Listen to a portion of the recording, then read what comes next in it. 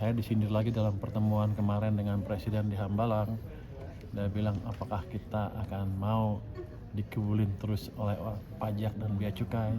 Itu pesan ke saya dari Presiden. Walaupun dia nggak ngeliat saya, tapi tuk kan kesini dong. Nah itu sorotannya apa Pak pas rapat di Hambalang Pak? Ada praktek under invoicing yang masih besar yang nggak terdeteksi di pajak dan bea cukai.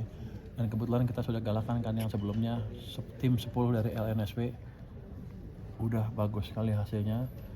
Saya bisa deteksi beberapa dari sistem mereka ya dengan analisa yang canggih, masih belum AI sih karena manual betul, dengan data yang lebih lengkap kita bisa deteksi bahwa beberapa perusahaan sawit melakukan under invoicing ekspor separuh dari nilai ekspornya. Itu akan kita kejar ke depan dan mereka nggak bisa main-main lagi.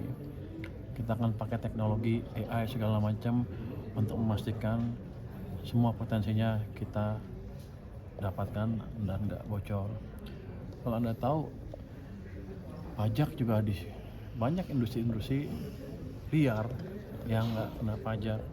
Ada yang saya tahu baja dan bukan batak apa? Bangunan ya. Yang pengusahanya dari Cina, punya perusahaan di sini, orang Cina semua, nggak bisa bahasa Indonesia, jual langsung ke klien, cash basis, nggak bayar PPN, saya rugi banyak itu.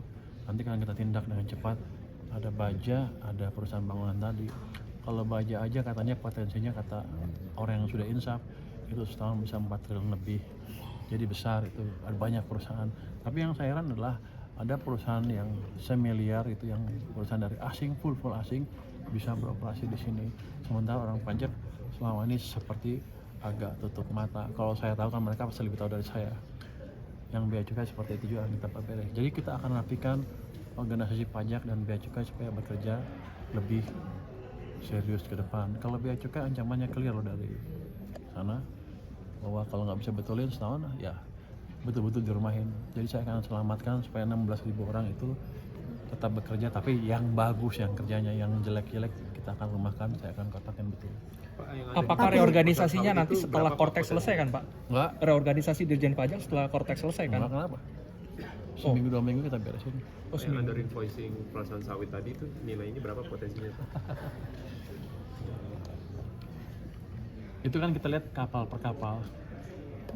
Let's say itu praktek yang biasa mereka lakukan. Saya kan baru dapat 10 perusahaan besar, itu dapat sekitar 50% kira-kira itunya.